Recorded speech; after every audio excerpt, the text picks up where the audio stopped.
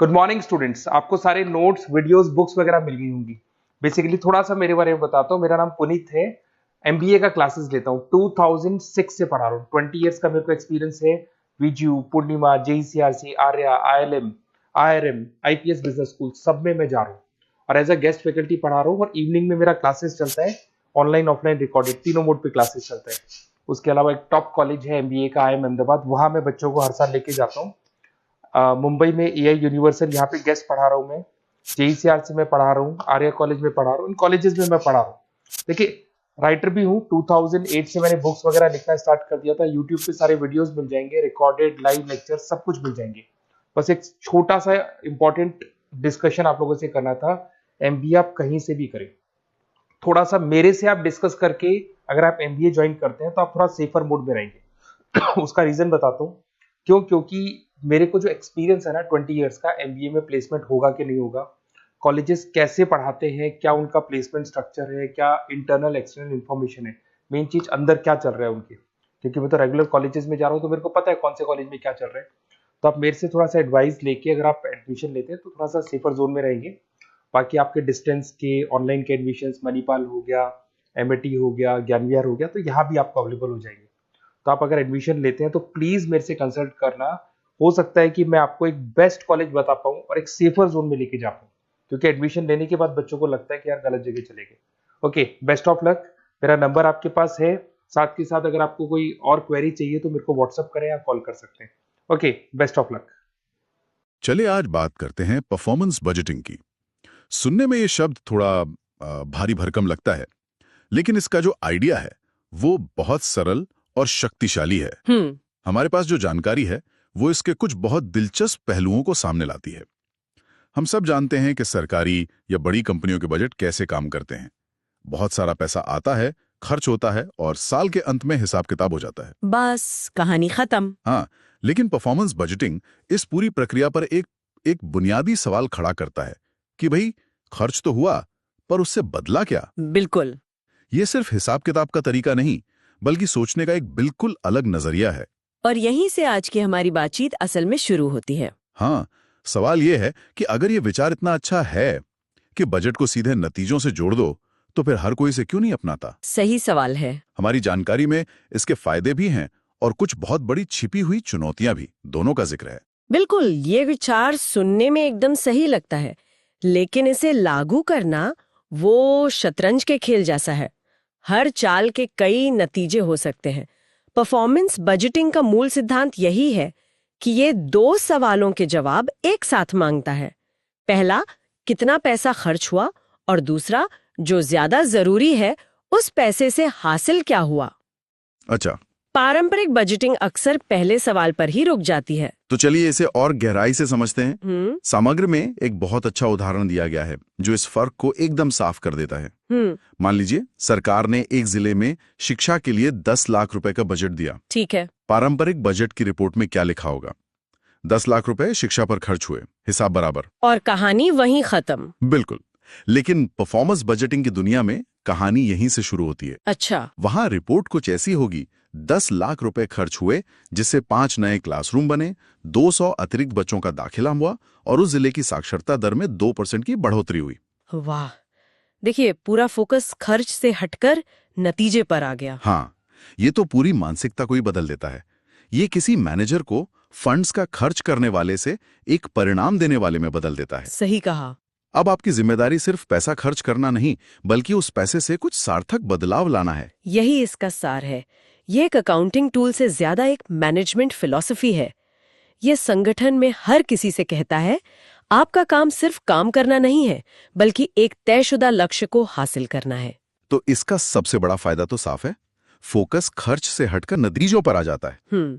जब आपको पता होता है कि साल के अंत में आपसे ये पूछा जाएगा कि आपने क्या हासिल किया, तो आप सिर्फ फाइलों पर ध्यान नहीं देते, आप जमीन पर असर डालने की कोशिश करते हैं। हाँ, और ये सिर्फ एक किताबी बात नहीं है। जरा सोचिए, एक नगर निगम का स्वास्थ्य विभाग है। ठीक है। परफॉर्मेंस बजट के तहत उनका लक्ष्य है शहर में डेंगू के मामले 20% कम करना। ओके। अब उनका बजट सिर्फ सफाई कर्मचारियों की तनख्वाह या दवा खरीदने पर नहीं, बल्कि इस लक्ष्य को पूरा करने वाली हर चीज पर खर्च होगा, जागरूकता अभियान, फॉगिंग मशीनें, पानी जमा होने से रोकने के उपाय, सब कुछ। मतलब पूरा इकोसिस्टम। बिल्कुल।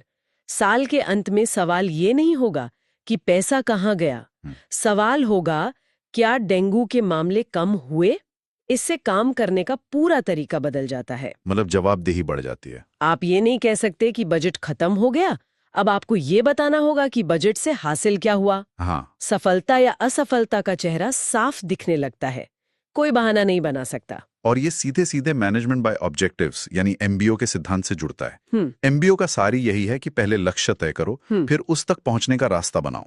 परफॉर्मेंस बजटिंग उस रास्ते के लिए ईंधन यानी पैसे को सीधे लक्ष्य से जोड़ देता है। ये सुनिश्चित करता है कि संगठन की गाड़ी सही दिशा में जा रही है या नहीं। और मुझे लगता है कि इससे पारदर्शिता भी बढ़ती होगी, है ना? खासकर सरकारी योजनाओं में बहुत ज्यादा। जब एक आम नागरिक ये देख सकता है कि उसके टैक्स का पैसा कहाँ जा रहा है और उससे क्या नतीजे निकल रहे हैं, तो उसका सिस्टम पर भरोसा बढ़ता है। निश्चित रूप से। और ये पारदर्शिता केवल नागरिकों के लिए नहीं है, ये संगठन के अंदर भी बहुत फायदेमंद है। अच्छा, कैसे? मैनेजमेंट को साफ साफ दिखता है कि कौन सी योजना या कौन सा विभाग अच्छा काम कर रहा है और कौन सा नहीं। सही है। इससे संसाधनों का बेहतर आवंटन होता है। आप उन कार्यक्रमों में ज्यादा निवेश कर सकते हैं जो सफल हो रहे हैं, और उन कार्यक्रमों को बंद या सुधार सकते हैं जो सिर्फ पैसा खर्च कर रहे हैं लेकिन कोई नतीजा नहीं दे रहे हैं। तो ये एक तरह से संगठन का रेगुलर हेल्थ चेकअप बन जाता है। बिल्कुल सही। ये सब सुनने में तो बहुत अच्छा लगता है। एक ऐसी आदर्श दुनिया जहां पैसा सही जगह लगता है, जवाबदेही तय होती है और नतीजे साफ दिखते हैं। लेकिन मुझे यकीन है कि इसे असल दुनिया में लागू करना इतना आसान नहीं होगा। क्या हमारी जानकारी इस पर भी बात करती है कि इसमें असल दिक्कतें कहाँ आती हैं? बिल्कुल। और यहीं पर यह विषय और ज्यादा दिलचस्प हो जाता है। बताइए। सबसे पहली और सबसे बड़ी वैचारिक चुनौती है प्रदर्शन को मापना। मापना मतलब? आप बेहतर शिक्षा या मजबूत राष्ट्रीय सुरक्षा जैसी चीजों को नंबर कैसे देंगे? जिस पल आप ऐसा करने की कोशिश करते हैं, आप एक जटिल सच्चाई को एक सरल और शायद भ्रामक आंकड़े में बदलने का जोखिम उठाते हैं। मैं समझा नहीं, कोई उदाहरण दे सकते हैं? जरूर। मान लीजिए आप राष्ट्रीय सुरक्षा में सुधार को मापना चाहते हैं। आप क्या मीट्रिक इस्तेमाल करेंगी? शायद सीमा पर घुसपैठ की घटनाओं में कमी। शायद। लेकिन हो सकता है कि घुसपैठ कम हुई हो क्योंकि दुश्मन ने अपनी रणनीति बदल दी हो, आपकी वजह से नहीं। अच्छा। या हो सकता है कि आपने निगरानी इतनी बढ़ा दी हो कि छोटी छोटी घटनाएं भी रिपोर्ट हो रही हैं, जिससे आंकड़े और खराब दिखे, भले ही आप बेहतर काम कर रहे हो। अरे, तो इसका मतलब ये हुआ कि अगर मेरा मूल्यांकन इस बात पर होता है कि स्कूल में कितने बच्चे पास हुए, हाँ, तो मैं शायद मुश्किल सवाल पूछना ही बंद कर दूं ताकि पास रेट अच्छा दिखे। ये तो सिस्टम को धोखा देना हुआ। आपने बिल्कुल सही नस पकड़ी है। अच्छा। इसे मीट्रिक फिक्सेशन कहते हैं, जहां मीट्रिक ही लक्ष्य बन जाता है, असली लक्ष्य नहीं। असली लक्ष्य था बच्चों को शिक्षित करना, न कि सिर्फ उन्हें परीक्षा पास करवाना। जब प्रबंधक जानते हैं कि उनका मूल्यांकन कुछ खास नंबरों पर होगा, तो वे उन नंबरों को सुधारने के लिए कुछ भी कर सकते हैं, भले ही उससे संगठन के लंबे समय के लक्ष्यों को नुकसान पहुंचे। तो ये हेरफेर की संभावना को जन्म देता है। प्रबंधक सिर्फ उन चीजों पर ध्यान देंगे जिन्हें मापना आसान है। सही है। जैसे कितने लोगों ने वर्कशॉप में हिस्सा लिया, और उन चीजों को नजरअंदाज कर देंगे जिन्हें मापना मुश्किल है, जैसे वर्कशॉप के बाद लोगों के जीवन में क्या वास्तविक सुधार आया। यही इसका सबसे बड़ा खतरा है। गुणात्मक पहलुओं मतलब क्वालिटेटिव एस्पेक्ट्स की अनदेखी हो जाती है। एक पुलिस विभाग का मूल्यांकन अपराध के आंकड़ों में कमी से हो सकता है, लेकिन जनता का पुलिस पर भरोसा कितना बढ़ा, इसे कैसे मापेंगे? ये तो मुश्किल है। और अक्सर जो चीजें सबसे ज्यादा मायने रखती हैं, उन्हें मापना सबसे मुश्किल होता है। और सिस्टम में काम करने वाले लोगों का क्या? मैं कल्पना कर सकता हूं कि इस तरह के मूल्यांकन से उन पर बहुत दबाव बनता होगा। क्या कर्मचारी इसका विरोध नहीं करते? करते हैं, और ये एक बहुत बड़ी व्यावहारिक समस्या है। जब कर्मचारियों को लगता है कि उनके काम को सिर्फ कुछ ठंडे निर्जीव आंकड़ों से परखा जा रहा है, जो उनकी पूरी मेहनत को नहीं दिखाते। बिल्कुल, जो उनके पूरे प्रयास और मेहनत को नहीं दर्शाते, तो वे हतोत्साहित हो जाते हैं। उन्हें लग सकता है कि उन पर अनुचित दबाव डाला जा रहा है, खासकर उन क्षेत्रों में जहां नतीजे पूरी तरह उनके नियंत्रण में नहीं होते। जैसे एक डॉक्टर मरीज को बचाने की पूरी कोशिश कर सकता है, लेकिन नतीजा हमेशा उसके हाथ में नहीं होता। ये सब स्थापित करने में भी तो बहुत झंझट लगता होगा।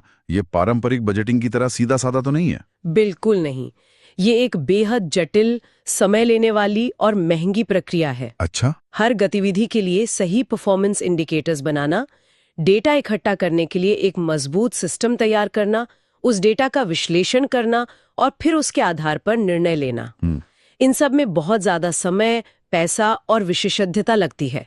इसे लागू करने के लिए आपको प्रशिक्षित कर्मचारी और एक मजबूत निगरानी प्रणाली चाहिए, जिससे प्रशासनिक लागत काफी बढ़ जाती है। तो छोटे संगठनों के लिए तो ये लगभग नामुमकिन होगा। काफी मुश्किल। एक और बात मेरे मन में आ रही है, अगर सारा ध्यान इस साल के नतीजों पर होगा तो क्या प्रबंधक लंबी अवधि की योजनाओं को नजरअंदाज नहीं करने लगेंगे? ये एक और गहरा जोखिम है, जिसे शॉर्ट टर्म फोकस कहते हैं। अगर सिस्टम को ठीक से डिजाइन न किया जाए तो प्रबंधक लंबी अवधि के विकास के बजाय केवल छोटी अवधि के मापने योग्य परिणामों पर ध्यान केंद्रित कर सकते हैं। इसका कोई क्लासिक उदाहरण है ना? एक कंपनी का मैनेजर तिमाही मुनाफा बढ़ाने के लिए रिसर्च और डेवलपमेंट यानी R&D पर खर्च कम कर सकता है। इससे तो छोटी अवधि में आंकड़े बहुत अच्छे दिखेंगे। बहुत अच्छे। उसे शायद बोनस भी मिल जाए, लेकिन लंबी अवधि में कंपनी की इनोवेशन करने की क्षमता खत्म हो जाएगी और वो प्रतियोगिता में पिछड़ जाएगी। तो इन सब का क्या मतलब निकलता है? ऐसा लगता है कि परफॉर्मेंस बजटिंग एक ऐसा शक्तिशाली विचार है जिसे सही तरीके से लागू करना अविश्वसनीय रूप से मुश्किल है। हाँ, मैं कहूंगी कि ये एक शक्तिशाली औजार है और किसी भी औजार के तरह इसकी सफलता कारीगर पर निर्भर करती है। मतलब ये कोई जादुई छड़ी नहीं है? बिल्कुल नहीं, जो सारी समस्याएं हल कर देगी। और ये विचार दशकों पुराना है, लेकिन इसे सही से लागू करने की तकनीक और मानसिकता वो अब जाकर बन रही है। अच्छा। और ये परिणाम उन्मुख भी तभी है जब हम परिणाम को सही से परिभाषित कर पाएं, जो कि जैसा हमने देखा इसकी सबसे बड़ी चुनौती है। तो ये हर स्थिति के लिए सही नहीं है? नहीं, कुछ क्षेत्रों में जहां परिणाम ज्यादातर गुणात्मक होते हैं, इसे लागू करने की कोशिश शायद फायदे से ज्यादा नुकसान कर दे। बिल्कुल।